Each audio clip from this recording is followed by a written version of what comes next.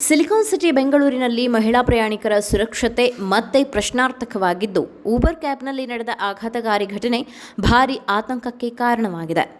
ಆರೋಗ್ಯಕರ ಪಾನೀಯವನ್ನ ಬಿಯರ್ ಎಂದು ತಪ್ಪಾಗಿ ಭಾವಿಸಿದ ಕ್ಯಾಬ್ ಚಾಲಕ ಮಹಿಳೆಯೊಂದಿಗೆ ಅಸಭ್ಯವಾಗಿ ವರ್ತಿಸಿ ದೌರ್ಜನ್ಯ ಎಸಗಿರುವ ಆರೋಪ ಕೇಳಿಬಂದಿದೆ. ಸಂತ್ರಸ್ತೆ ನೀಡಿರುವ ದೂರಿನ ಪ್ರಕಾರ ಜೂನ್ 21ರ ರಾತ್ರಿ ಪ್ರಯಾಣದ ವೇಳೆ ಮಹಿಳೆ ತಾವು ತಂದಿದ್ದ ಕೊಂಬೂಚಾ ಪಾನೀಯವನ್ನು ಕುಡಿಯಲು ಮುಂದಾದಾಗ ಅದನ್ನು ಬಿಯರ್ ಎಂದು ಭಾವಿಸಿದ 60 ವರ್ಷದ ಚಾಲಕ ಪರಮೇಶ್ವರ್ ಮಹಿಳೆಯೊಂದಿಗೆ ವಾಗ್ವಾದ ಆರಂಭಿಸಿದ್ದಾನೆ. ಬಳಿಕ ಅಸಭ್ಯವಾಗಿ ವರ್ತಿಸಿ ಆಕೆಯನ್ನು ಅವಮಾನಿಸಿದ್ದಾನೆ ಎಂದು ಆರೋಪಿಸಲಾಗಿದೆ. ಪರಿಸ್ಥಿತಿ ಕೈಮೀರಿದಾಗ ಮಹಿಳೆ ಹಲವು ಬಾರಿ ಕಾರು ನಿಲ್ಲಿಸುವಂತೆ ಮನವಿ ಮಾಡಿದರು. ಆದರೆ ಚಾಲಕ ಕಾರು ನಿಲ್ಲಿಸದೆ ಮುಂದುವರೆದಿದ್ದಾನೆ.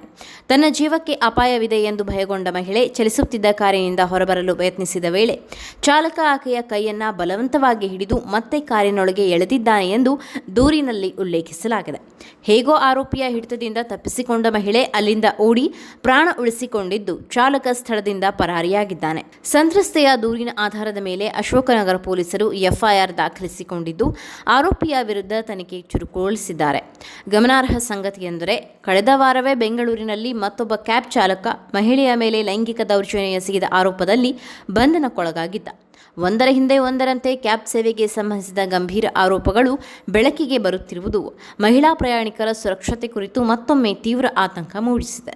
ಸಾರ್ವಜನಿಕ ಸಾರಿಗೆ ಹಾಗೂ ಕ್ಯಾಬ್ ಸೇವೆಗಳ ಮೇಲೆ ಮಹಿಳೆಯರು ನಂಬಿಕೆ ಇಟ್ಟು ಪ್ರಯಾಣಿಸುವ ಈ ಸಂದರ್ಭದಲ್ಲಿ ಇಂತಹ ಘಟನೆಗಳು ಕಳವಳಕ್ಕೆ ಕಾರಣವಾಗಿದ್ದು, ಕ್ಯಾಬ್ ಸಂಸ್ಥೆಗಳು ಮತ್ತು ಪೊಲೀಸ್ ಇಲಾಖೆ ಮಹಿಳಾ ಸುರಕ್ಷತೆಗೆ ಇನ್ನಷ್ಟು ಕಟ್ಟುನಿಟ್ಟಿನ ಕ್ರಮ ಕೈಗೊಳ್ಳಬೇಕೆಂಬ ಒತ್ತಾಯ ಕೇಳಿಬರುತ್ತಿದೆ.